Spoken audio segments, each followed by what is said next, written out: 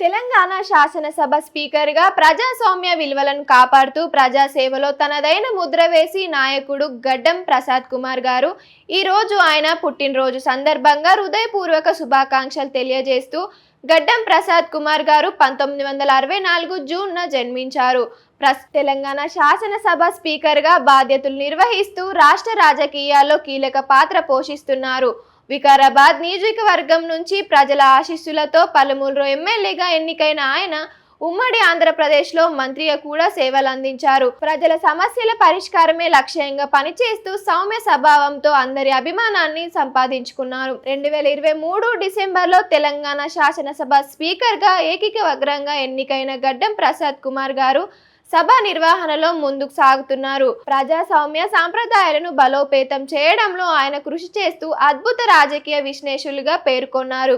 ఈ సందర్భంగా గడ్డం రాంప్రసాద్ కుమార్ గారికి జన్మదిన శుభాకాంక్షలు తెలుపుతూ ఆయన ఆయుర ఆరోగ్యాలతో మరెన్నో సంవత్సరాల ప్రజాసేవ చేయాలని కోరుకుంటున్నాం. షేర్ చేయండి, లైక్ చేయండి, సబ్స్క్రైబ్ చేయండి. మరిన్ని వీడియోల కోసం బెల్ సింబల్ పై క్లిక్ చేయండి.